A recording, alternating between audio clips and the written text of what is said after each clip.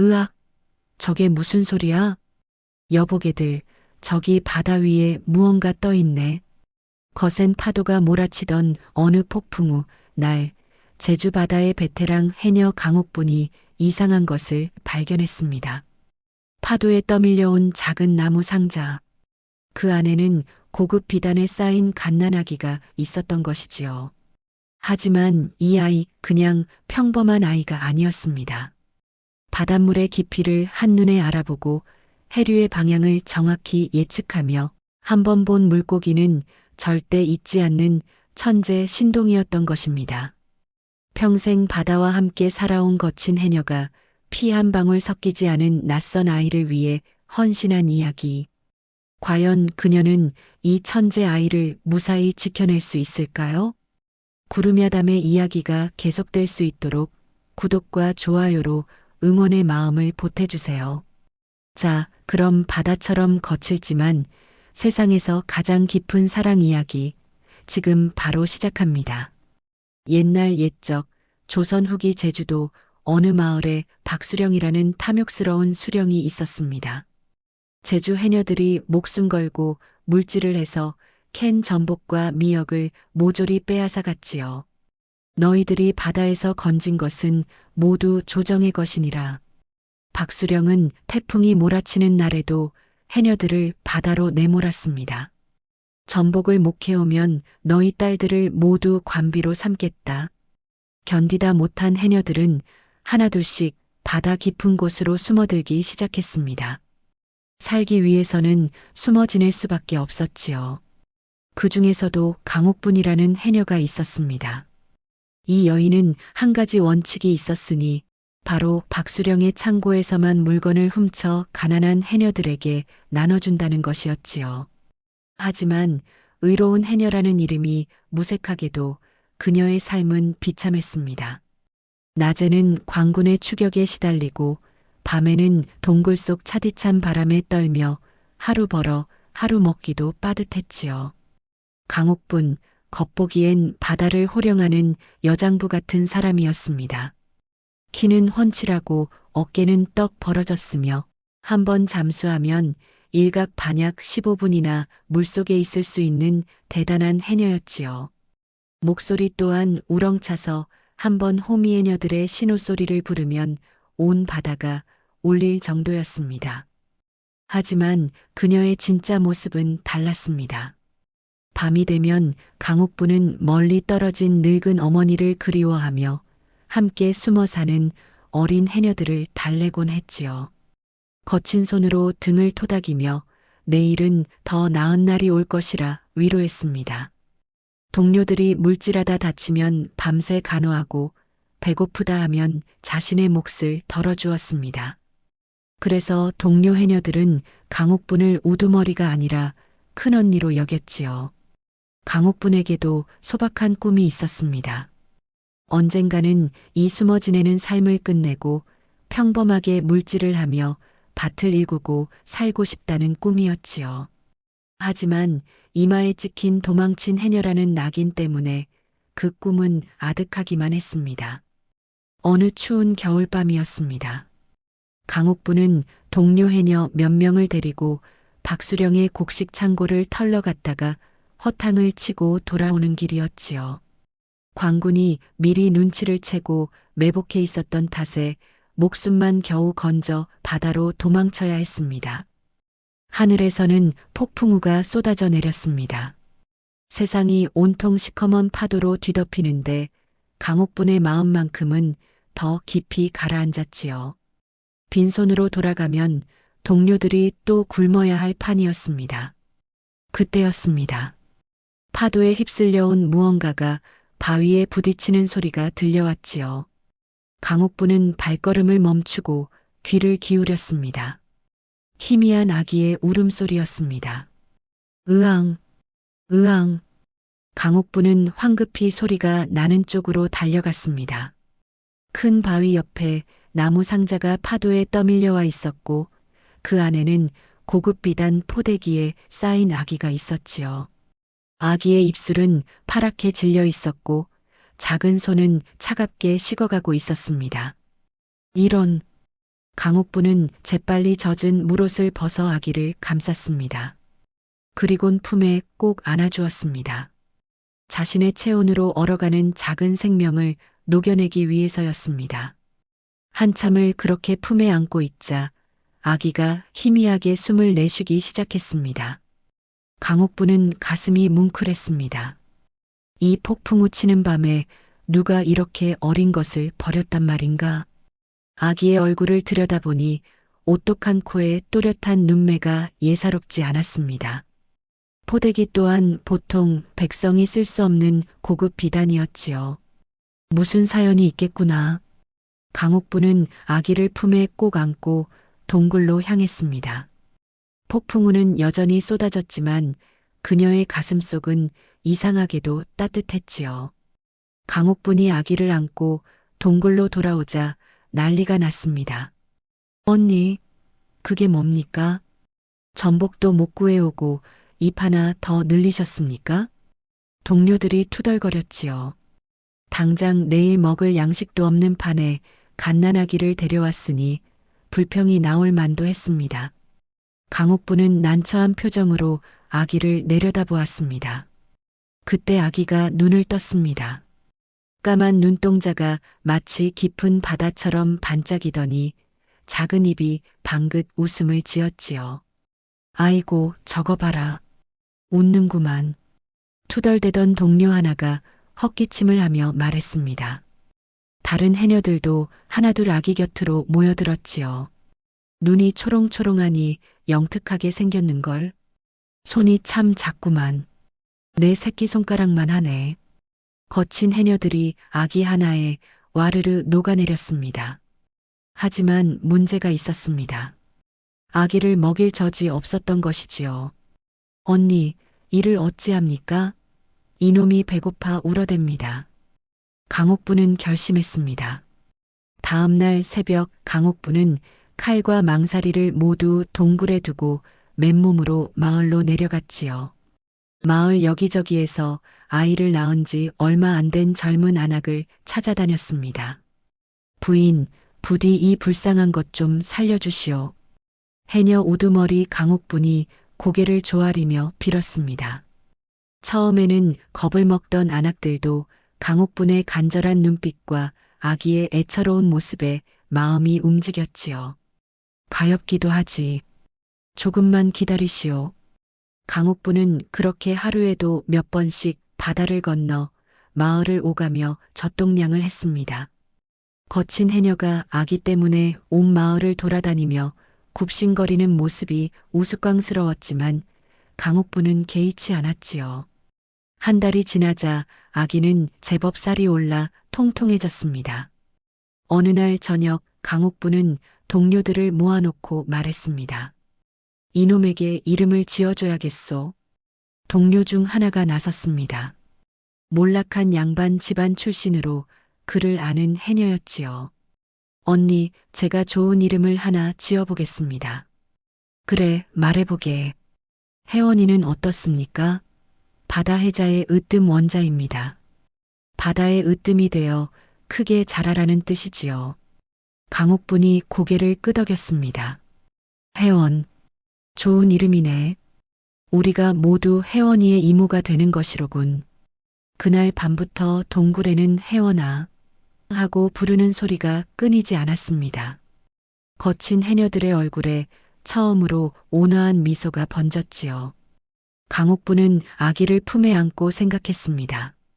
내가 너에게 줄 수 있는 것이 많지 않구나.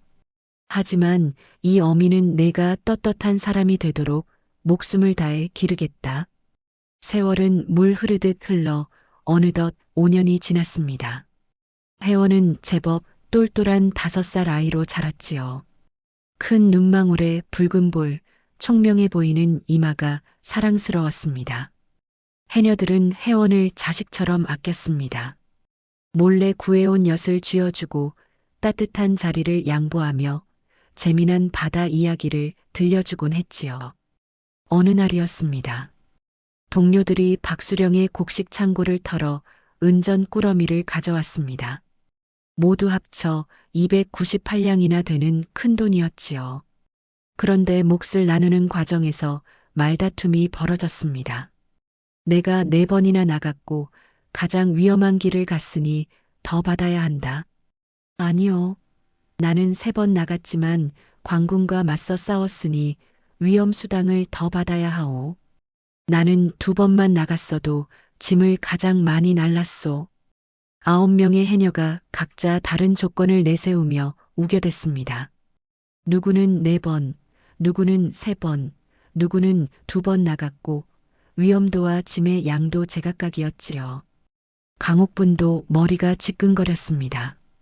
그때였습니다. 구석에서 놀던 회원이 총총 걸어왔습니다. 은전 꾸러미를 올려다보더니 고개를 갸우뚱하며 물었지요. 이모들 싸우지 마세요. 제가 나눠드릴까요? 꼬맹이가 무슨 수로. 한 해녀가 코웃음을 쳤습니다. 회원은 작은 손가락으로 은전을 가리키며 말했습니다. 은전을 9 이모가 나눠 가지는데요. 나간 횟수랑 위험한 정도랑 짐무게를 다 더하면요. 회원은 잠시 눈을 감고 생각하더니 또박또박 말했지요. 첫째 이모는 41냥, 둘째 이모는 38냥, 셋째 이모는 35냥. 회원은 9명의 몫을 하나도 틀리지 않고 순식간에 계산해냈습니다. 심지어 인양이 남는데 이건 동굴 살림에 보태세요라고 덧붙였지요. 해녀들이 반신반의하며 은전을 세어보았습니다. 어라, 정말로 딱 맞아떨어지는구만. 이놈이 어찌 이런 셈을 순식간에. 모두가 입을 떡 벌렸습니다. 강옥부는 회원을 번쩍 들어올리며 활짝 웃었습니다. 내 아들이 바다 용왕님이 점지한 신동이라니까. 이놈이 장차 큰 인물이 될 거요. 동료들도 박수를 치며 기뻐했습니다. 그날부터 회원은 동굴의 꼬마 총무가 되었지요. 세월이 흘러 회원이 7살이 되던 해봄이었습니다. 강옥부는 회원을 데리고 장터에 내려갔습니다. 회원은 강옥분의 커다란 손을 꼭 잡고 장터를 구경했습니다. 온갖 물건을 파는 상인들과 북적이는 사람들이 신기했지요. 그때 서당에서 글 읽는 소리가 들려왔습니다. 회원은 그 소리에 이끌려 서당 담벼락 쪽으로 다가갔습니다. 담틈새로 안을 들여다보니 회원보다 나이 많은 양반 자제들이 훈장의 가르침을 받고 있었지요. 강옥분이 물건을 사는 동안 회원은 담벼락에 붙어 서당 공부를 훔쳐들었습니다. 훈장이 천자문을 가르치자 회원은 한 번 듣고 그대로 외웠지요. 양반집 도련님들이 더듬더듬 읽을 때 회원은 벌써 다음 구절까지 줄줄 외고 있었습니다. 저것 봐라. 담밖에 꼬마가 외우고 있네. 훈장이 회원을 발견하고 손짓했습니다. 예, 이리 오너라. 내가 지금 들은 것을 한번 읽어보겠느냐? 회원은 담을 넘어 들어가 또박또박 천자문을 읽어내려갔습니다. 한 글자도 틀리지 않았지요. 훈장이 깜짝 놀라 물었습니다. 내 나이가 몇이냐? 어디서 글을 배웠느냐? 7살이옵니다. 글은 방금 처음 들었사옵니다. 훈장과 도련님들이 모두 입을 다물지 못했습니다. 한 번 듣고 다 외우다니. 천재로구나. 강옥분이 물건을 다 사고 돌아왔을 때 훈장은 강옥분에게 간곡히 말했습니다. 이 아이는 범상치 않은 제목이요. 제대로 공부를 시키시오. 강옥분은 가슴이 벅찼습니다. 동시에 미안한 마음도 들었지요. 도망친 해녀의 자식에게 무슨 공부를 시킬 수 있단 말인가? 그날 밤 강옥분은 잠을 이루지 못했습니다. 도망친 해녀의 자식은 평생 숨어 살아야 한다. 이 말이 머릿속을 떠나지 않았지요. 회원은 천재입니다. 제대로 배우기만 하면 크게 될 아이였습니다. 하지만 자신 때문에 그 재능이 썩어버릴 것이 분명했지요. 강옥부는 결심했습니다. 다음 날 아침 강옥부는 동료들을 모두 모아놓고 엄숙하게 말했습니다. 오늘부로 창고 터는 일을 그만두겠소. 동료들이 술렁였습니다. 언니, 그럼 우리는 뭘 먹고 삽니까? 나무를 하든 품팔이를 하든 정직하게 먹고 살겠소. 혜원 때문이요. 강옥분의 눈빛이 단호했습니다. 혜원은 큰 인물이 될 아이요. 그런데 도망친 해녀의 자식이라는 굴레를 씌울 수는 없소. 동료들도 혜원을 아꼈기에 고개를 끄덕였습니다. 강옥부는 누더기 옷을 걸치고 신분을 숨긴 채 마을로 내려갔지요. 하지만 도망친 해녀 출신인 강옥분을 쓸 곳은 없었습니다. 결국 강옥부는 마을 사람들이 가장 꺼리는 일을 찾아갔습니다. 똥장수였습니다. 내가 하겠소. 이 일이 얼마나 더럽고 천한 줄 아는가? 압니다. 하지만 이 일이라도 해야 아들 공부를 시킬 수 있소. 강옥부는 매일 새벽부터 저녁까지 양반집 뒷간을 돌며 똥지게를 졌습니다. 냄새가 지독해 코를 틀어막아야 했고 사람들은 강옥분을 보면 코를 싸지고 피했지요. 그것도 모자라 강옥분은 무덤을 파는 일까지 맡았습니다. 무덤을 파고 관을 묻는 일이었지요. 귀신이 붙는다며 아무도 하려들지 않는 일이었습니다. 하지만 강옥부는 개의치 않았습니다. 아들아, 어미가 더럽고 천한 일을 해도 부끄러워 마라. 이 모든 게 내가 떳떳한 사람이 되길 바라는 마음에서다. 혜원은 강옥분의 거친 손을 꼭 잡으며 울었습니다. 어머니, 제가 꼭 성공해서 어머니 은혜를 갚겠습니다. 강옥분이 한 달 동안 똥지게를 지고 무덤을 파서 번 돈은 성냥이었습니다. 보잘것없는 돈이었지만 강옥분에게는 그 어떤 진주보다 값진 돈이었지요. 강옥분은 번 돈을 모아 장터로 갔습니다. 가장 좋은 종이와 붓, 먹을 샀지요. 장사치가 눈이 휘둥그레졌습니다. 이 문필이면 한양 양반들이 쓰는 물건인데 어디에 쓰려고? 아들 공부시키려. 강옥부는 당당히 대답했습니다. 장사치가 피식 웃었습니다. 똥장수 자식이 무슨 공부를. 강옥부는 대꾸하지 않았습니다. 대신 값을 치르고 물건을 받아들었지요. 장터에서 돌아오는 길, 강옥부는 산기슭에 있다는 정선비의 집을 찾아갔습니다. 정선비는 10년 전까지만 해도 한양에서 이름난 학자였습니다. 하지만 박수령에게 가족이 몰살당한 뒤 세상을 등지고 산속의 은둔에 살고 있었지요. 낡은 초가 앞에서 강옥부는 큰 절을 올렸습니다. 선비님, 부디 제 아들의 스승이 되어 주십시오. 안에서 쉰 목소리가 들려왔습니다. 돌아가시오. 나는 이제 아무도 가르치지 않소. 선비님, 제 아들은 범상치 않은 아이옵니다. 한 번만 봐주시옵소서. 도망친 해녀 주제에 무슨 염치로 내 문전에 왔는가? 정선비가 호통을 쳤습니다. 강옥부는 놀랐습니다. 신분을 숨겼는데 어찌 알았을까요? 내 눈에는 다 보인다. 내 걸음걸이며 눈빛이 예사백성과 다르지. 썩 물러가지 못할까? 강옥부는 물러서지 않았습니다. 선비님, 저는 해녀였소. 하지만 이제는 정직하게 살고 있소이다. 제발 제 아들만이라도. 안 된다 했다. 문이 굳게 닫혔습니다. 강옥부는 그날도, 다음 날도, 그 다음 날도 정선비의 집 앞에서 무릎을 꿇었습니다. 비가 와도 바람이 불어도 꿈쩍하지 않았지요. 사흘째 되던 날 정선비가 문을 열고 나왔습니다. 정녕 포기하지 않을 셈인가?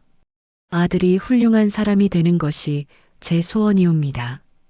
정선비의 눈빛이 흔들렸습니다. 내 아들을 데려와 보거라. 제목인지 아닌지 내가 직접 보겠다. 강옥부는 혜원을 데리고 정선비를 찾아갔습니다. 정선비는 초라한 옷을 입은 혜원을 위아래로 훑어보았습니다. 나이가 몇이냐? 7살이옵니다.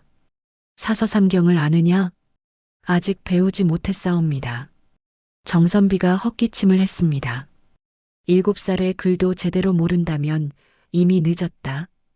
양반집 도련님들은 5살부터 천자문을 떼는데 혜원이 또박또박 말했습니다. 천자문은 압니다. 혜원은 천자문을 줄줄 외웠습니다. 정선비의 눈빛이 달라졌지요. 어디서 배웠느냐? 서당 단밖에서 한 번 들었사옵니다.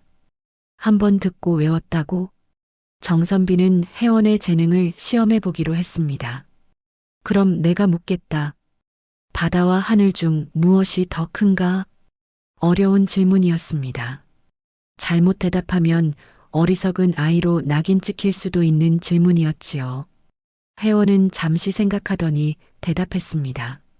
장자께서 말씀하시길 바다는 끝이 있으나 하늘은 끝이 없다 하셨사옵니다. 하지만 사람의 마음은 바다보다 깊고 하늘보다 넓을 수 있사옵니다. 그러니 마음을 바르게 닦는 것이 가장 중요하옵니다. 정선비는 전율했습니다. 7살 아이의 입에서 이런 깊은 뜻이 나올 수 있단 말입니까? 정선비는 무릎을 탁 쳤습니다. 이 아이는 천재다. 정선비는 강옥분을 돌아보았습니다. 그대는 도망친 해녀였으나 아들을 위해 가장 천한 일도 마다 않고 정직하게 살고자 하는구려. 그 마음이 참으로 귀하오.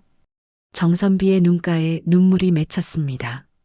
10년 전 박수령에게 가족을 잃고 세상을 저주하며 살았습니다. 하지만 이 거친 해녀와 영특한 아이를 보니 아직 세상에 희망이 남아있다는 생각이 들었지요. 좋소. 이 아이를 내 제자로 받아들이겠소. 강옥분이 땅에 엎드려 절했습니다. 은혜를 잊지 않겠사옵니다. 혜원도 스승에게 큰 절을 올렸습니다. 그날부터 혜원은 정선비에게 글을 배우기 시작했습니다. 하루가 다르게 실력이 느는 것이 마치 마른 땅에 물을 부은 것 같았지요. 정선비는 가르치는 보람을 느꼈고 강옥부는 아들이 글을 읽는 모습을 보며 행복해했습니다. 혜원이 10살이 되던 해였습니다. 어느 날 혜원이 정선비에게 물었습니다. 스승님, 제가 어렸을 때부터 간직한 것이 있는데 이게 무엇인지 아십니까? 혜원은 낡은 비단 저고리를 꺼내 보였지요. 강옥분이 혜원을 처음 주었을 때부터 간직해온 것이었습니다. 정선비는 저고리를 받아 펼쳐보다 깜짝 놀랐습니다. 안감의 수놓인 문양이 심상치 않았기 때문입니다. 이것은 왕실의 오약꽃 문양. 정선비는 한양에서 벼슬을 했던 사람이라 왕실 문양을 한눈에 알아볼 수 있었습니다. 그것도 평범한 왕족이 아니라 세자의 혈육만이 쓸 수 있는 특별한 문양이었지요. 정선비의 손이 떨렸습니다. 그렇다면 이 아이는 10년 전 일이 떠올랐습니다. 박수령이 세자를 역모로 몰아 죽였을 때 세자의 어린 아들이 행방불명되었다는 소문이 있었습니다.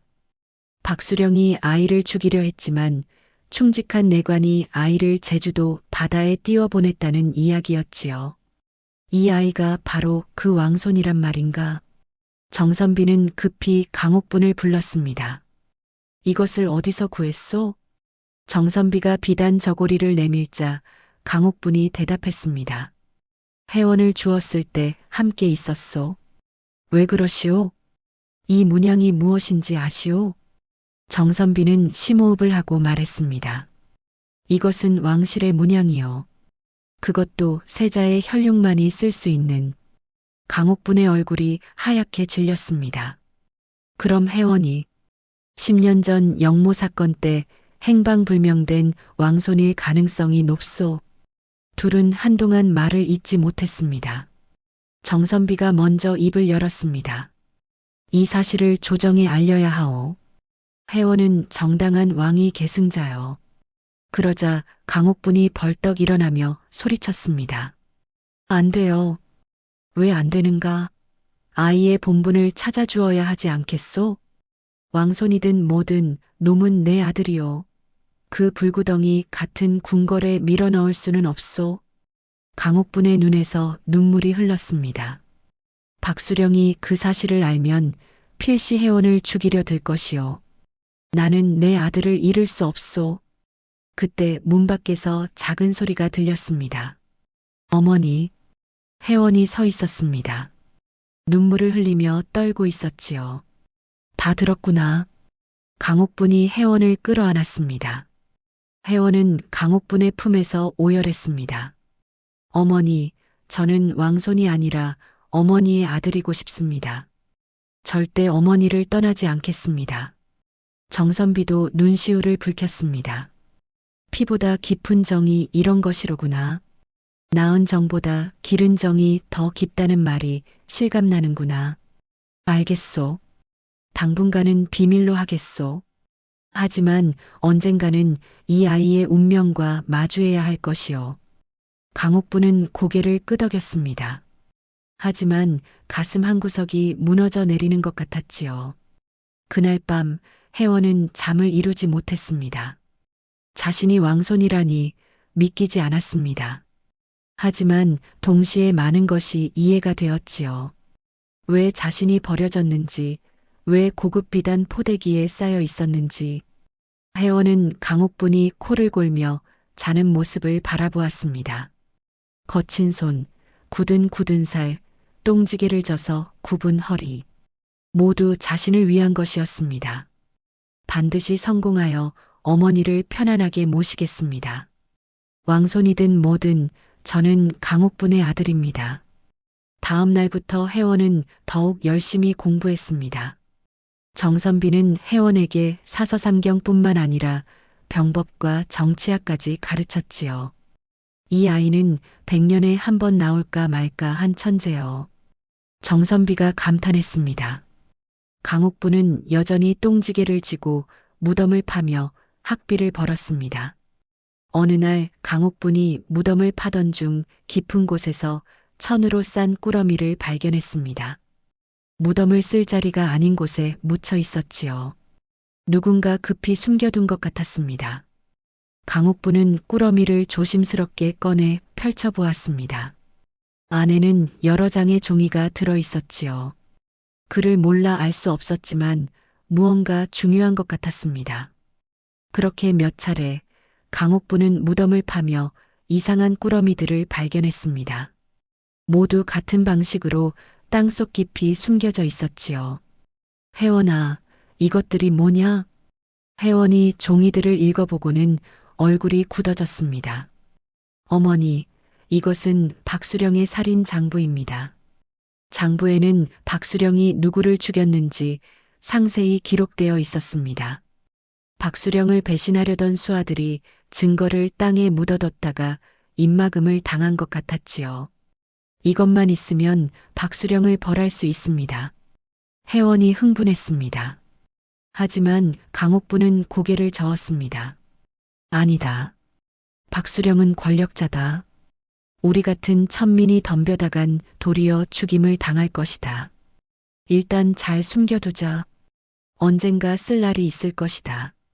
강옥부는 장부들을 천으로 싸서 동굴 뒤편 큰 바위 밑에 묻어두었습니다. 그 무렵 마을에는 소문이 돌기 시작했습니다. 산속에 신동이 있다더라. 정선비가 불안해하며 말했습니다. 조심해야 하오. 이 소문이 잘못 전해지면 위험할 수 있소. 하지만 이미 늦었습니다. 한양 박수령의 저택. 박수령은 60이 넘었지만 여전히 눈빛이 날카로웠습니다. 10년 전 세자를 죽이고 권력을 잡은 뒤 그는 조정을 소나기에 넣고 백성들을 착취하며 호의호식했지요. 수령마마 산속에 이상한 소문이 돕니다. 신복이 보고했습니다. 무슨 소문인가? 산속에 신동이 있다 하옵니다. 한번 보면 잊지 않고 글 읽는 재주가 뛰어나다 하옵니다. 박수령은 처음엔 대수롭지 않게 여겼습니다. 신동이라. 그게 나와 무슨 상관인가? 하지만 며칠 뒤 첩자가 더 자세한 정보를 가져왔습니다. 수령마마 그 아이를 가르치는 스승이 정선비라 하옵니다. 박수령의 눈빛이 변했습니다. 정선비, 10년 전 내가 멸문시킨 그 정선비 말인가? 그렇다옵니다. 살아남아 산속에 숨어 살고 있었던 것 같사옵니다. 박수령은 불안해지기 시작했습니다. 그 늙은이가 누굴 가르친다고? 더 자세히 알아보거라. 첩자는 정선비의 집 근처에 숨어 지켜보았습니다. 어느 날 혜원이 정선비와 대화하는 모습을 엿들었지요. 혜원아, 내 재능이라면 언젠가 큰 인물이 될 것이다. 스승님, 저는 그저 어머니를 편안하게 모시고 싶을 뿐입니다. 그래도 너의 몸속에 흐르는 고귀한 피는 숨길 수 없느니라.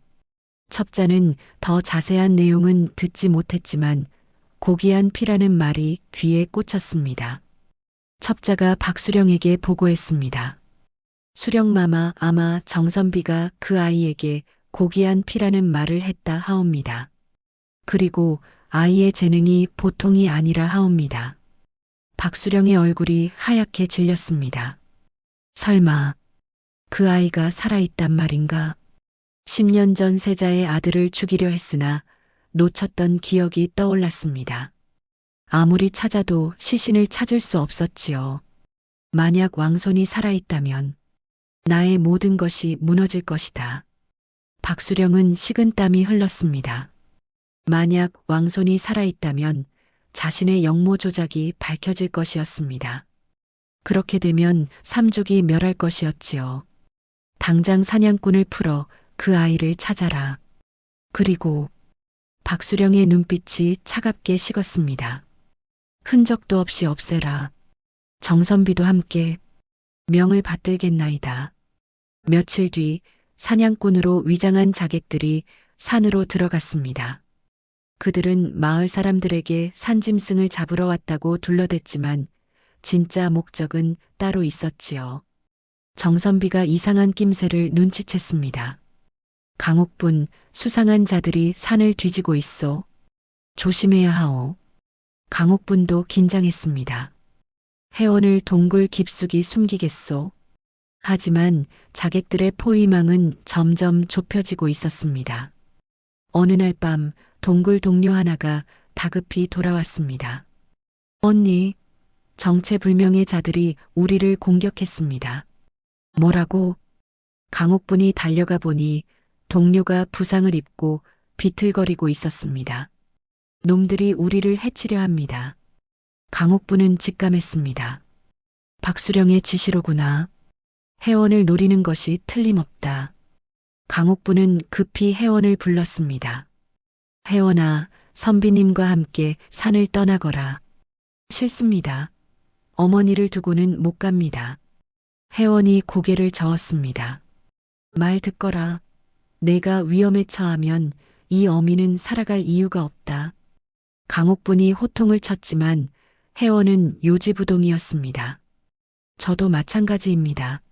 어머니가 없으면 저도 살 수 없어요. 혜원의 눈에 눈물이 가득했습니다. 강옥분은 혜원을 꼭 껴안았습니다. 이놈아, 어찌 이리 효성이 지극하냐? 내 때문에 어미의 가슴이 찢어지는구나. 자객들의 공격은 날이 갈수록 거세졌습니다. 동굴 동료들이 하나둘 쓰러져 갔지요. 싸움에서 다치고 상처를 입었습니다. 강옥분은 남은 동료들과 함께 동굴을 지키기로 했습니다. 우리가 창고 터는 일은 그만뒀어도 싸움만큼은 자신하지 않소. 해녀들은 10년 넘게 광군과 싸워온 베테랑들이었습니다. 쉽게 당하지 않았지요. 하지만 자객들의 수가 너무 많았습니다. 정선비는 혜원을 데리고 동굴 깊숙한 곳에 숨었습니다. 혜원아, 두려우냐? 아닙니다, 스승님. 어머니를 믿습니다. 혜원은 떨리는 목소리로 대답했습니다. 그때 혜원의 머릿속에 번뜩이는 생각이 떠올랐습니다. 정선비에게 배운 병법이었지요. 손자병법에는 적을 알고 나를 알면 100번 싸워도 위태롭지 않다고 했습니다. 혜원은 스승에게 말했습니다. 스승님, 제게 묘책이 있습니다. 무슨 묘책이냐? 우리는 산을 잘 압니다. 하지만 저들은 산을 모릅니다. 함정을 파서 저들을 유인하는 것입니다. 정선비의 눈이 빛났습니다. 그래, 좋은 생각이다. 혜원은 종이에 동굴 주변의 지형을 그렸습니다. 그리고 어디에 함정을 파야 할지, 어떻게 적을 유인할지 상세히 계획을 세웠지요. 강옥분과 동료들은 혜원의 계획대로 움직였습니다. 산길 곳곳에 함정을 팠습니다. 나뭇가지로 덮어 안 보이게 하고 바닥에는 뾰족한 나무를 박았지요. 또한 큰 바위를 산 위에 굴러 떨어뜨릴 준비를 했습니다. 혜원이의 머리가 이렇게 좋을 줄이야. 동료들이 감탄했습니다. 이틀 뒤 자객들이 다시 공격해 왔습니다. 하지만 이번에는 달랐습니다. 으악! 앞서가던 자객이 함정에 빠져 비명을 질렀습니다. 조심해라. 다른 자객들이 뒤로 물러섰지만 산 위에서 굴러떨어지는 바위에 놀라 혼비백산했지요. 혜원의 계획이 적중한 것이었습니다. 자객들은 더 이상 접근하지 못하고 물러섰습니다. 이놈들 함정을 파놓았다. 퇴각하라. 자객들이 도망쳤고 강옥분과 동료들은 환호했습니다. 혜원 도련님 만세. 하지만 기쁨도 잠시, 더 큰 위기가 다가오고 있었습니다. 그 무렵 마을에는 행색이 초라한 나그네 하나가 머물고 있었습니다. 겉보기엔 평범한 장사치처럼 보였지만 그의 정체는 조정에서 파견한 암행어사 이판서였습니다. 임금은 박수령의 악행에 대한 소문을 듣고 이판서를 몰래 파견했지요. 하지만 증거가 없었습니다. 이판서는 마을을 돌아다니며 백성들의 이야기를 들었습니다. 박수령 때문에 우리가 이 모양이 됐소. 백성들의 원성이 하늘을 찔렀지만 박수령은 워낙 교활해서 흔적을 남기지 않았지요. 어느 날 이판서는 무덤을 파는 강옥분을 목격했습니다. 힘든 일인데 왜 하십니까? 아들 공부시키려고요. 강옥분의 담담한 대답에 이판서는 호감을 느꼈습니다. 자식을 위해 천한 일도 마다 않는 어미의 마음이 귀했지요.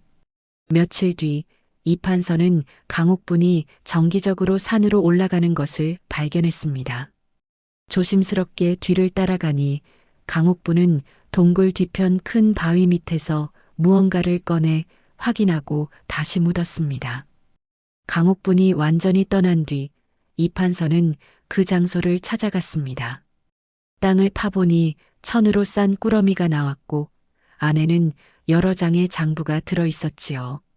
이것은 박수령의 살인 장부, 누구를 죽였는지, 언제 죽였는지 상세히 기록되어 있었지요.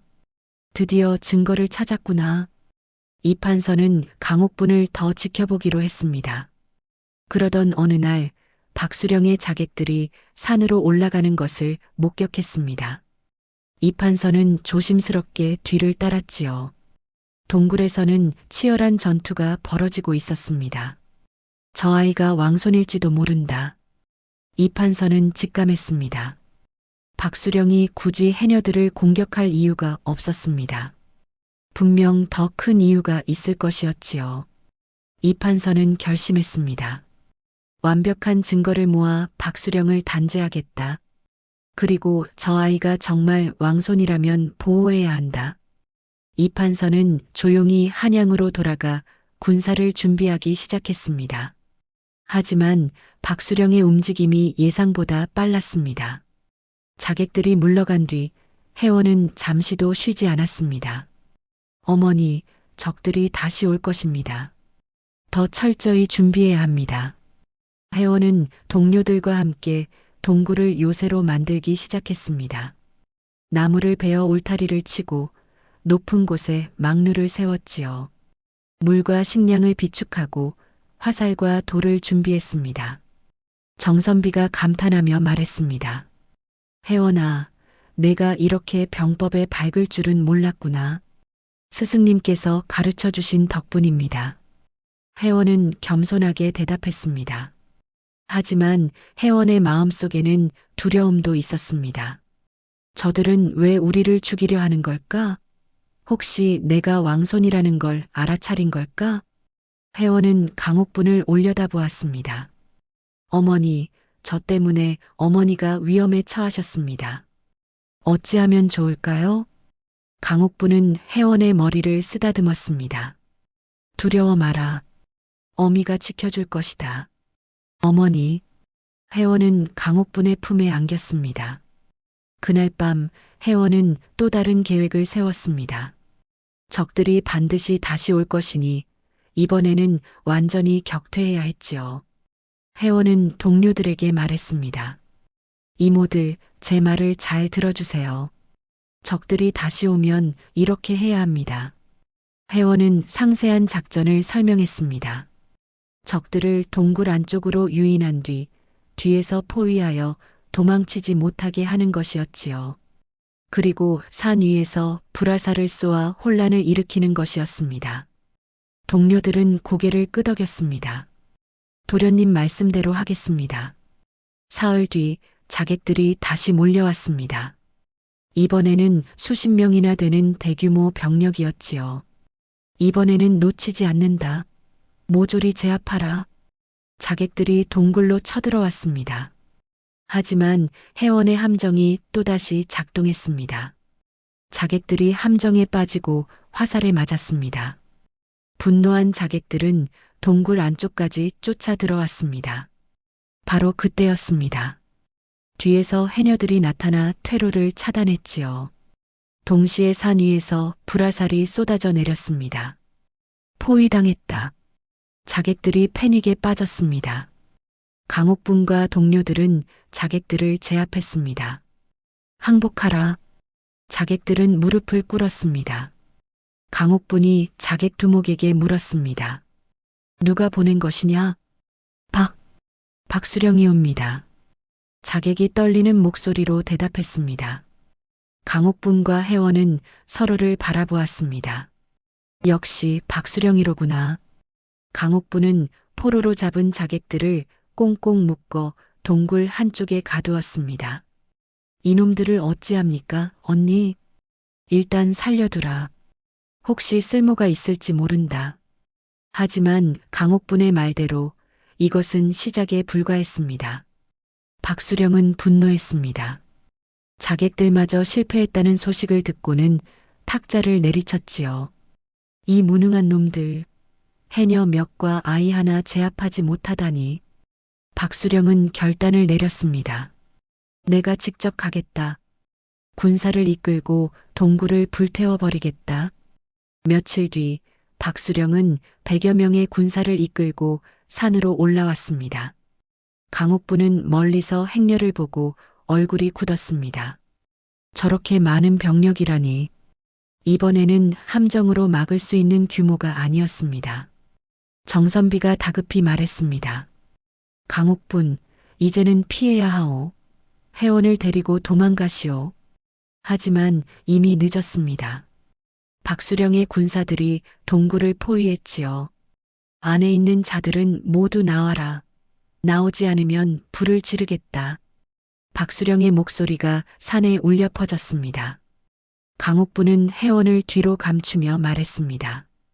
혜원아, 어미가 저들을 막을 테니 너는 뒷길로 도망가거라. 어머니, 안 됩니다. 말 듣거라. 강옥분이 호통을 쳤지만 혜원은 움직이지 않았습니다. 바로 그때 박수령이 명령을 내렸습니다. 불화살을 쏘아라. 하늘에서 불화살이 비처럼 쏟아져 내렸습니다. 동굴의 나무 울타리에 불이 붙기 시작했지요. 순식간에 불길이 치솟았습니다. 으악! 불이야! 동료들이 비명을 지르며 뛰어나왔습니다. 강옥분은 혜원을 품에 안고 불길을 피하려 했습니다. 하지만 사방이 불바다였습니다. 뜨거운 연기가 목을 조여왔지요.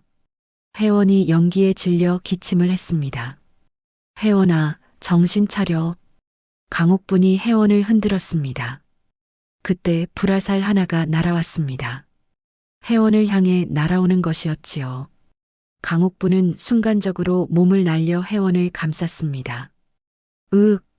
강옥분이 신음소리를 냈습니다.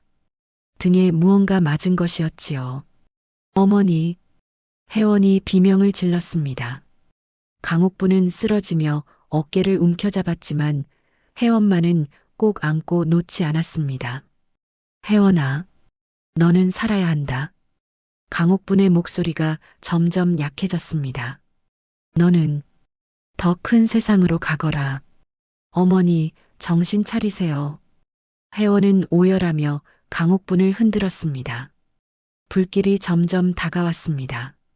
혜원은 쓰러진 어머니를 보며 눈물을 흘렸습니다. 하지만 이내 눈물을 닦았습니다. 어머니를 살려야 한다. 그러려면 저 박수령을 막아야 한다. 혜원은 불길 속에서 일어났습니다. 품속에서 비단 저고리를 꺼냈지요. 혜원은 불길을 뚫고 박수령 앞으로 걸어갔습니다. 저 아이를 잡아라. 군사들이 달려들었지만 혜원은 손을 들어 외쳤습니다. 멈추시오. 혜원의 목소리에는 범상치 않은 위험이 있었습니다. 군사들이 잠시 멈칫했지요. 박수령이 말에서 내려와 혜원을 노려보았습니다. 내가 그 왕손이란 말이냐? 그렇소이다. 혜원은 비단 저고리를 펼쳐 보였습니다. 왕실의 오약꽃 문양이 선명하게 드러났지요. 박수령의 얼굴이 일그러졌습니다. 10살짜리 꼬마가 감히. 혜원이 당당히 말했습니다. 너는 10년 전 역모를 조작하여 내 친부를 죽였다. 나는 바로 그 세자의 아들이다. 주변이 술렁거렸습니다. 군사들도 동료들도 모두 놀란 표정이었지요. 조용히 해라. 이놈이 거짓말을 하는 것이다. 박수령이 당황하며 소리쳤습니다. 하지만 혜원은 물러서지 않았습니다. 거짓말이라고? 그럼 이 문양을 어찌 설명하겠느냐? 왕실의 문양은 왕족만이 가질 수 있는 것이다. 박수령은 칼을 빼들었습니다. 어쨌든 너는 오늘 죽는다. 박수령이 혜원에게 칼을 휘둘렀습니다. 바로 그때였습니다. 어명이다. 우렁찬 목소리가 울려 퍼졌습니다. 산 아래에서 군졸들이 올라왔습니다. 앞장선 사람은 암행어사 이판서였지요. 그는 마패를 높이 들고 외쳤습니다. 암행어사 출두요. 모든 사람이 무릎을 꿇었습니다. 박수령도 어쩔 수 없이 무릎을 꿇었지요. 이판서가 박수령 앞으로 걸어와 차가운 목소리로 말했습니다. 박수령, 그대의 죄를 낱낱이 고하겠다. 이판서는 강옥분이 모아둔 살인 장부를 꺼냈습니다. 이것을 보아라.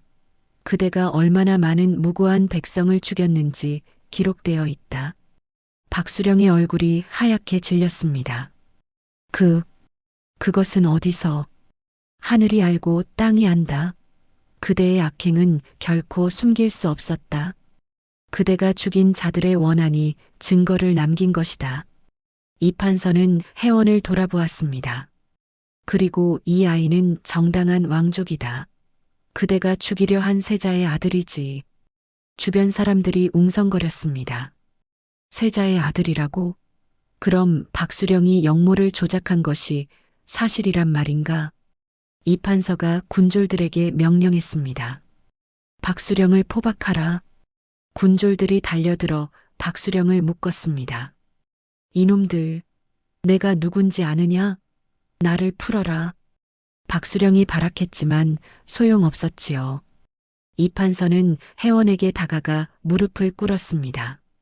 왕손 마마 무사하시옵니까?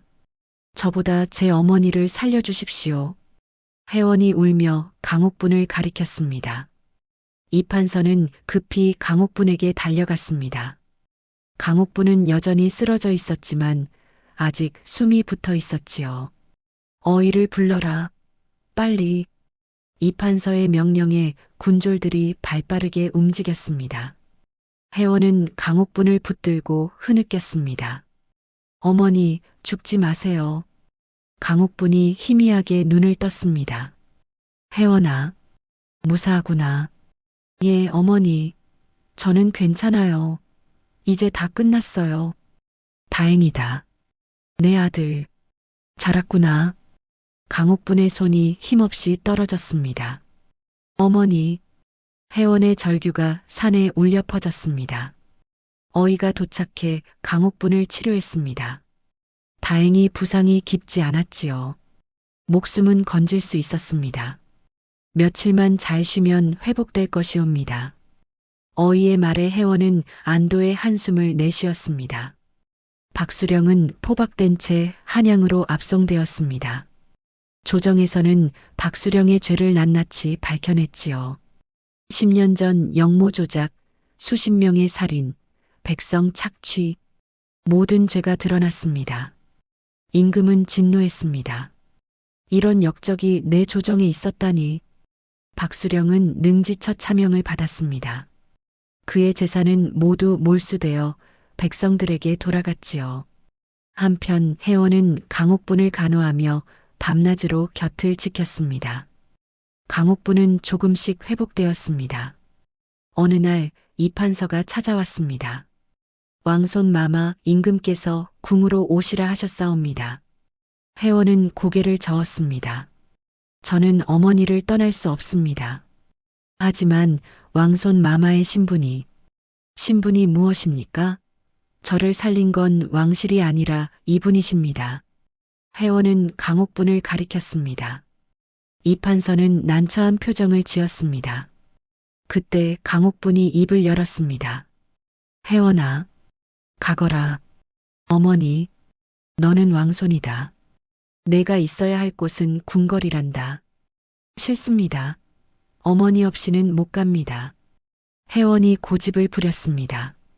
강옥분은 혜원의 머리를 쓰다듬었습니다. 어미는 어디든 내 곁에 있을 것이다. 걱정 마라. 며칠 뒤 혜원과 강옥분은 함께 한양으로 향했습니다. 이판서가 준비한 가마를 탔지만 혜원은 강옥분 곁에서 한치도 떨어지지 않았지요. 궁궐에 도착하자 임금이 혜원을 맞이했습니다. 백발이 성성한 노인이었지만 눈빛만큼은 날카로웠지요. 내가 내 손자냐? 예, 할아버님. 혜원이 큰 절을 올렸습니다. 임금은 혜원을 꼭 껴안았습니다. 내 불쌍한 손자야. 그동안 얼마나 고생했느냐? 임금의 눈에서 눈물이 흘렀습니다. 임금은 혜원에게 물었습니다. 무엇이든 소원을 말해보아라. 할아버지가 다 들어주마. 혜원은 잠시 생각하더니 입을 열었습니다. 할아버님, 저에게는 한 가지 소원이 있사옵니다. 말해보거라. 저를 살린 건 이분이옵니다. 혜원은 강옥분을 가리켰습니다. 저는 이분을 어머니로 모시고 싶사옵니다. 부디 허락해 주시옵소서. 조정의 신하들이 술렁거렸습니다. 왕손께서 천민을 어머니로 모시겠다니. 말도 안 되는 소리요. 하지만 임금은 손을 들어 신하들을 제지했습니다. 조용히 하거라.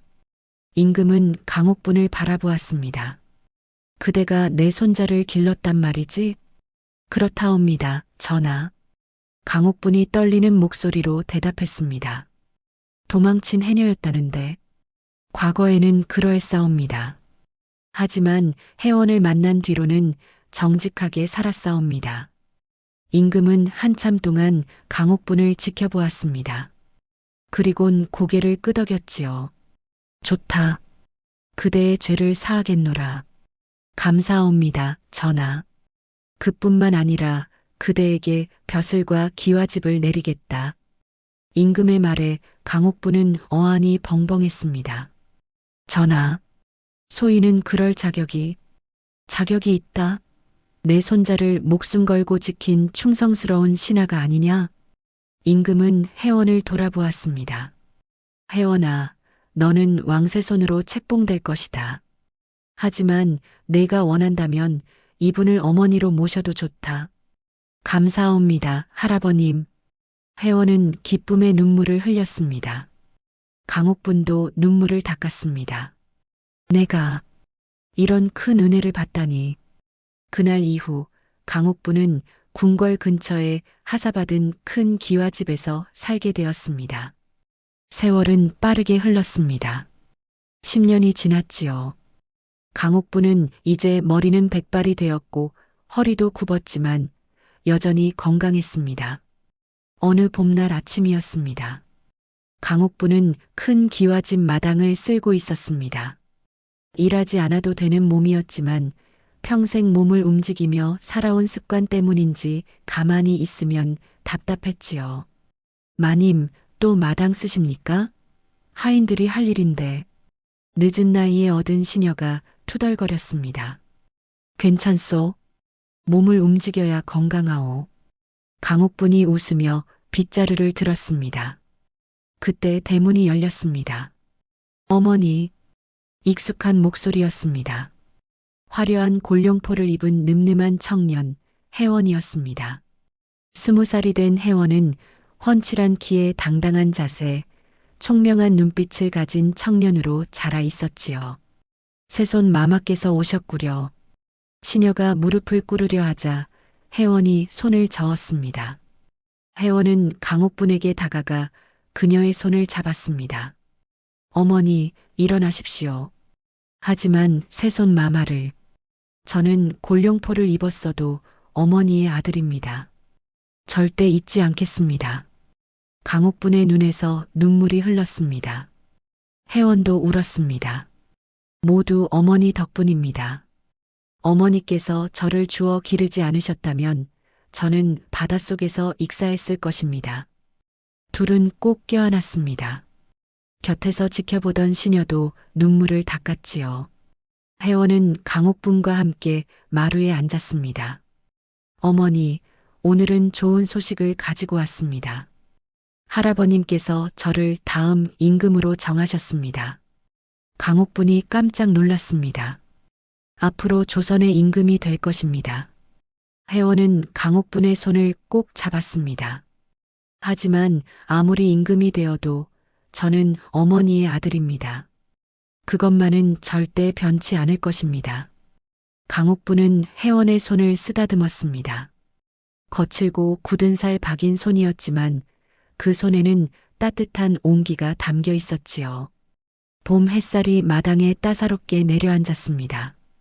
골룡포를 입은 청년과 빗자루를 든 노인이 마주 앉아 웃는 모습이 정겹기 그지없었지요. 세월이 흘러 강옥부는 편안히 눈을 감았고 혜원은 훌륭한 임금이 되어 백성을 사랑하고 정의로운 나라를 만들었습니다. 강옥부는 도망친 해녀였지만 아들을 위해 정직한 삶을 택했고 혜원은 왕손이었지만 길러준 어머니를 끝까지 섬겼습니다. 이것이야말로 진정한 효와 사랑이 아니겠습니까?